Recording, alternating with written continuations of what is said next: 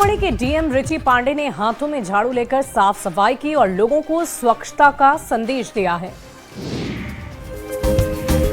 हाथों में झाड़ू थामे ये तस्वीर किसी सफाई कर्मी की नहीं है, बल्कि ये सीतामढ़ी के डीएम रिची पांडे हैं, जो अक्सर जन सरोकार से जुड़े मुद्दों पर लोगों में जागरूकता फैलाने का काम करते हैं। सीतामढ़ी के नदी, पोखर, तालाब को स्वच्छ रखा जाए, इसको लेकर डीएम ने खुद हाथों में झाड़ू थामे लखनदेई नदी के आसपास के इलाके की साफ सफाई की। डीएम ने लोगों में स्वच्छता का संदेश देने के लिए इस अभियान को चलाया है।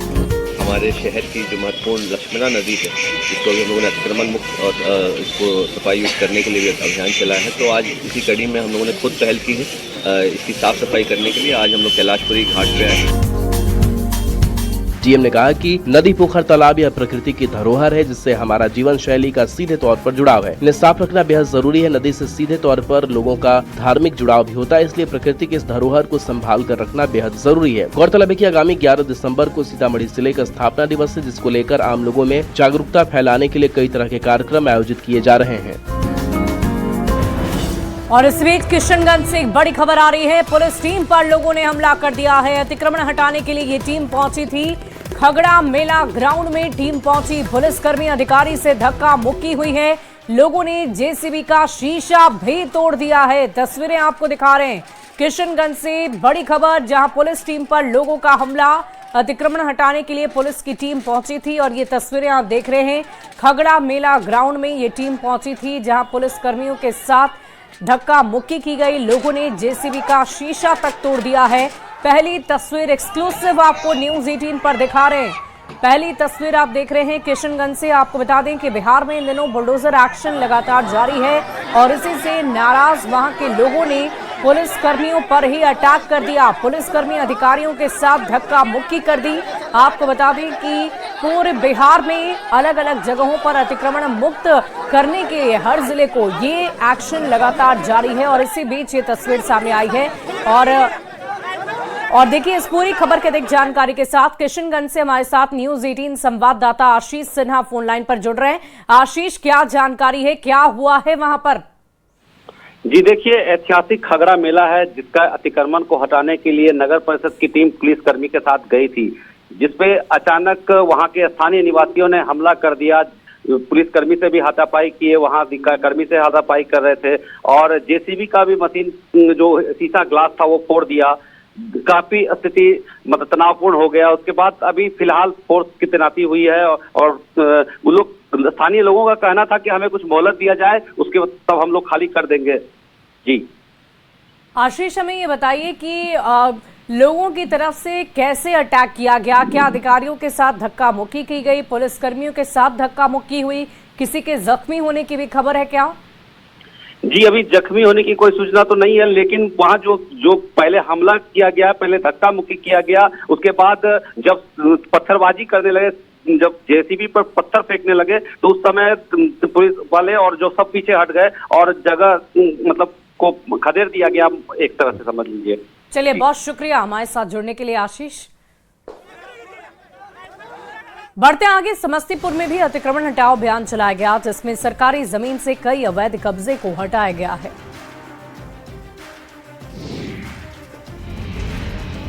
पूरे बिहार में अतिक्रमण के खिलाफ लगातार अभियान चलाया जा रहा है। समस्तीपुर में भी बुलडोजर कार्रवाई देखने को मिली। देखिए कैसे प्रशासन की टीम खुद अपनी मौजूदगी में सड़कों और सरकारी जमीनों से अवैध कब्जे को हटा रही है। तो हम लोग जो मुख्य सड़क है उसी पर जितने भी अतिक्रमण इस तरह के स्थायी है, उस पर ही हम लोग तेजी से काम कर रहे हैं। हम लोग पहले समय दे रहे हैं, तो उसी का परिणाम है कि बहुत ही शांतिपूर्वक जो अतिक्रमण किए हुए उनका भी सहमति है। समस्तीपुर नगर निगम क्षेत्र के मगरदही जितवारपुर बाईपास रोड में ये अभियान चलाया गया। पुलिस बल के साथ खुद सदर एसडीओ मौजूद रहे। बाईपास रोड के बाद ये अभियान समस्तीपुर स्टेशन चौक पर भी चलाया गया, जहां स्टेशन चौक को अतिक्रमणकारियों के कमरे से मुक्त कराया गया। इस दौरान कई दुकानों को बुलडोजर की मदद से हटाया गया। सदर एसडीओ ने ये कहा है कि लोगों को पहले ही अतिक्रमित जमीन को खाली करने का निर्देश दिया गया था, जिसमें लोगों का भी सहयोग मिल रहा है और जहाँ खाली नहीं हुए हैं वहाँ पर हटाने का काम किया जा रहा है। वहीं सीवान में बुलडोजर चलाकर अतिक्रमण को हटाया गया। प्रशासन की टीम ने सड़क पर लगी कई अवैध दुकान और मकान को तोड़कर हटा दिया। ये तस्वीर सिवान के स्टेशन रोड की है, जहां अतिक्रमणकारियों पर जिला प्रशासन का बुलडोजर चला। आज शहर के बबुनिया रोड से सिवन स्टेशन तक अतिक्रमणकारियों पर बुलडोजर चलाकर अतिक्रमणकारियों के दुकान और मकान को तोड़ दिया गया। सड़क किनारे दुकान लगाए थे, उन्हें तोड़ दिया गया। शहर में इधर जाम की समस्या से लोग परेशान रह रहे थे। शहर में घंटों जाम लगा रहता था। यही वजह है कि डीएम के निर्देश पर शहर में बुलडोजर चला। शहर में सड़क के अगल बगल अतिक्रमण करके लगाई गई दुकान को तोड़ी गई। जिला प्रशासन की इस कार्रवाई से अतिक्रमणकारियों में हड़कंप मच गया है। एग्जीक्यूटिव मजिस्ट्रेट ने बताया कि लोगों को हिदायत दी गई थी कि वो खुद सड़क के किनारे से अतिक्रमण हटा लें और अगर अभियान के बाद भी उन्होंने दोबारा कब्जा जमाया तो उनके खिलाफ सख्त कार्रवाई की जाएगी। और देखिए, गोपालगंज में मौसम ने अचानक करवट बदल ली है। सुबह में कोहरे की चादर में पूरा शहर लिपटा नजर आ रहा है, जिसके कारण लोगों की दिनचर्या अस्त व्यस्त हो गई है।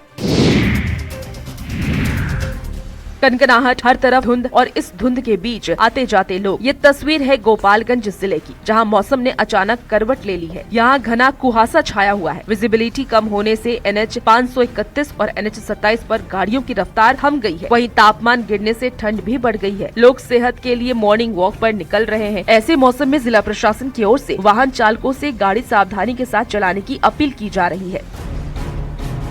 बिल्कुल मौसम का रंग ही बदल गया है। चुनाव के बाद मौसम भी बदल गया, दोनों बदल गया। कुहासा है तो गाड़ियों को भी बहुत डिस्टर्ब हो रहा है। हम लोग को आने चलने में भी दिक्कत हो रहा है, लेकिन तो भी ठीक है, अभी चलेगा। दिसंबर का महीना शुरू होते ही ठंड भी महसूस होने लगी है, लेकिन इन दिनों ठंड का प्रकोप काफी बढ़ गया है। ठंड के कारण लोगों का जनजीवन अस्त व्यस्त हो गया है। सड़कों पर लोगों की संख्या भी कम दिख रही है। इस तरह के मौसम में लोगों को खास सावधानियां बरतने की जरूरत होती है।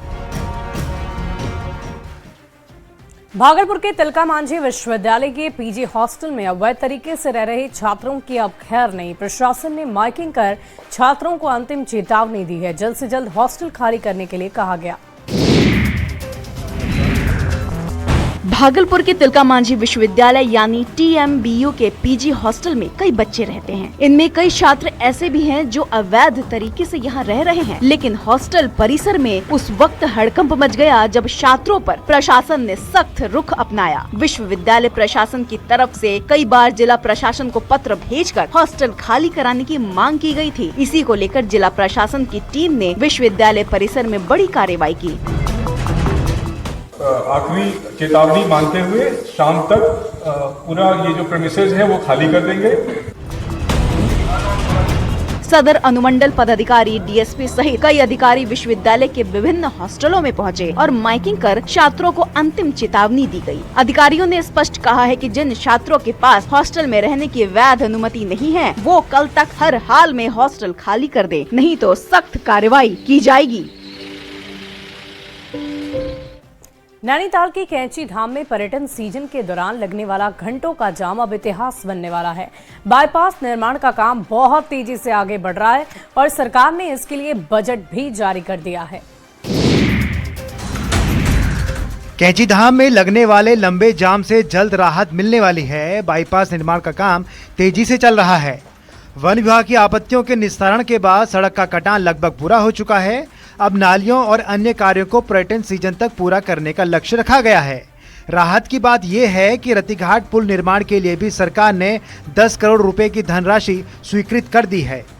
पिछले 4 सालों में कैंची धाम में श्रद्धालुओं की भीड़ इतनी बढ़ गई कि मैनेजमेंट करना मुश्किल हो गया। पर्यटन सीजन में 5 से 6 घंटे तक जाम लगना आम बात हो गई थी। रामगढ़ से सड़क चौड़ीकरण का विकल्प भी देखा गया, लेकिन पेड़ों की कटाई की परमिशन नहीं मिल सकी। वहीं नैनीताल में जाम कम करने के लिए रामगढ़ बेतालघाट कैंची धाम मार्ग को भी ठीक किया जा रहा है। कैंची धाम में पार्किंग सुविधाओं के विस्तार का काम भी जारी है। अगर बाईपास और रतिघाट पुल समय पर तैयार हो जाते हैं तो श्रद्धालुओं और स्थानीय लोगों को जाम से बड़ी राहत मिलेगी। हरिद्वार में विश्व प्रसिद्ध हर की पैड़ी के अलावा कई प्रसिद्ध मंदिर हैं, लेकिन इनके अलावा भी कई ऐसे धार्मिक स्थल हैं जिनकी लोगों को जानकारी ही नहीं है। पर्यटन विभाग इन स्थल और श्रद्धालुओं और पर्यटकों तक पहुंचाने के लिए एक योजना पर काम कर रहा है। धर्मनगरी हरिद्वार यूं तो कई मंदिरों के लिए प्रसिद्ध है, लेकिन शहरी क्षेत्र के अलावा जंगलों और ग्रामीण इलाकों में कई ऐसे पौराणिक मंदिर हैं जिन तक पहुंचना आसान नहीं है। ऐसे में पर्यटन विभाग ने ऐसे तीर्थ स्थलों की यात्रा के लिए रोड मैप तैयार किया है जो लोगों की जानकारी में नहीं है। अधिकारियों ने ऐसे मंदिरों की पहचान की है जो शहरी ग्रामीण इलाकों के साथ दूर जंगल में हैं, जिनका इतिहास पौराणिक कथाओं से जुड़ा है। इस योजना से न सिर्फ इन मंदिरों को नई पहचान मिलेगी बल्कि स्थानीय लोगों को रोजगार के अवसर भी बढ़ेंगे। श्रद्धालुओं और स्थानीय लोगों का कहना है कि ऐसे पौराणिक महत्व वाले मंदिरों के बारे में भी जानना जरूरी है जो अब तक अनजान पड़े हैं। तीर्थ नगरी हरिद्वार यूं तो तमाम मंदिरों और प्राचीन धार्मिक स्थलों के लिए जाना जाता है, जहां गंगा स्नान के लिए आने वाले श्रद्धालु तमाम मंदिरों के दर्शन करते हैं। ऐसे में पर्यटन विभाग की योजना अगर परवान चढ़ी तो श्रद्धालुओं की सूची में कई और पौराणिक मंदिर जुड़ जाएंगे। रविंद्र दत्त और उनकी पत्नी केशनी हरे को 115 वर्षों के बाद अपना खोया हुआ परिवार मिल गया। अंग्रेजी शासन के दौरान 1910 में उनके परदादा गरीब राम को जबरन फीजी भेजा गया था, जिसके बाद से पूरा परिवार वहीं बस गया था। अपना गांव, अपना खोया हुआ परिवार खोजने फिजी के रहने वाले रविंद्र दत्त और उनकी पत्नी केशनी हरे आज उसी जगह पर खड़े थे जहां से उनके पूर्वज 1910 में गिरमिटिया मजदूर बनाकर ले जाए गए थे। अंग्रेजी शासन के दौरान 1910 में उनके परदादा गरीब राम को जबरन फिजी भेज दिया गया था। वहां पर मजदूरी कराई गई और वापस नहीं आने दिया गया। पीढ़ियां बीत गई और परिवार वहीं पर बस गया, लेकिन किस्मत ने एक सुराग छोड़ा। गरीब राम का एक पुराना इमिग्रेशन पास जिसमें गाँव का नाम लिखा था, यही दस्तावेज रविंद्र को अपनी मिट्टी तक ले आया। 2019 में वे भारत आए, रामलला के दर्शन किए और मन्नत मांगी कि उन्हें उनका बिछड़ा परिवार मिल जाए। सालों की खोज, इंटरनेट पर लगातार तलाश, लोगों से बातचीत करना और फिर शुक्रवार का दिन आया। रविंद्र दत्त अपने परदादा के गांव बस्ती के कबरा में पहुंचे। यहां पर सभी से उन्होंने मुलाकात की। रविंद्र और उनके रिश्तेदार एक दूसरे को देखकर भावुक हो उठे। खुशी के आंसू और 115 साल से रुकी हुई कहानी आज पूरी हो गई। और आइए अब आपको दिखाते हैं डीजे के तेज आवाज को लेकर हुए हंगामे की एक तस्वीर, जहां एक बारात में तेज आवाज में डीजे बजाने को लेकर विवाद बढ़ गया। परेशान लोगों ने बारात पर पानी फेंक दिया। जी हाँ, ग्वालियर के बहुड़ापुर के विनय नगर में एक बारात निकल रही थी और बारात में काफी तेज आवाज में डीजे बजाया जा रहा था। इससे नाराज होकर लोगों ने अपने घरों से बारात के ऊपर पानी फेंक दिया। आधी रात में ग्वालियर के विनय नगर सेक्टर 3 से एक बारात निकल रही थी और उसमें काफी तेज आवाज में डीजे बजाया जा रहा था। पहले लोगों ने डीजे की आवाज कम करने के लिए कहा, लेकिन जब बारात में नाच रहे लोग नहीं माने तो लोगों ने अपने घरों की बालकनी और छतों से बारात के ऊपर पानी फेंकना शुरू कर दिया, जिससे माहौल गर्मा गया और सड़क पर विवाद हो गया। पूरी घटना का वीडियो भी सामने आया है। विवाद इस हद तक बढ़ गया कि मौके पर पुलिस को आना पड़ा और इसके बाद हंगामा शांत हुआ। तेज आवाज में डीजे की आवाज से परेशानी कोई नई बात नहीं है। शादी के सीजन में इस तरह तेज आवाज में डीजे लोगों की परेशानी बढ़ा ही देते हैं, लेकिन इस बार ग्वालियर में लोगों ने परेशानी का जवाब बारात पर पानी फेंक कर दिया। मोतिहारी में 5 करोड़ की ड्रग्स मिलने से हड़कंप मच गया है। पुलिस ने ड्रग्स तस्कर के बड़े गिरोह का पर्दाफाश किया, जो उत्तर प्रदेश और नेपाल के रहने वाले हैं। मोतिहारी में उस वक्त हड़कंप मच गया जब पुलिस ने अंतर्राष्ट्रीय और अंतर्राज्यीय ड्रग्स तस्कर के बड़े गिरोह का पर्दाफाश किया। पुलिस ने अंतर्राष्ट्रीय ड्रग्स तस्कर के पास से लगभग 5 करोड़ के चरस के साथ यूपी और नेपाल के बड़े ड्रग्स माफिया को भी पकड़ा है। पुलिस को जानकारी मिली थी कि नेपाल से ड्रग्स की बड़ी खेप एक गाड़ी से राजस्थान जा रही है। इस गाड़ी पर नेपाल, राजस्थान, यूपी और पूर्वी चंपारण के बड़े बड़े ड्रग्स तस्कर मौजूद हैं। एसपी ने एक टीम बनाकर कार्रवाई करने का निर्देश दिया और पुलिस ने गाड़ी की डिक्की से लगभग 5 करोड़ का चरस बरामद किया। मौके से 6 तस्कर को भी गिरफ्तार कर लिया गया है। वहीं पुलिस को ड्रग तस्कर मेघराज शाह के पास से नेपाल के बड़े बड़े पुलिस अधिकारियों के 60 गांठ के सबूत भी मिले हैं, जिस पर पुलिस अब कार्रवाई करने में जुट गई है। और फिलहाल इस बुलेटिन में अभी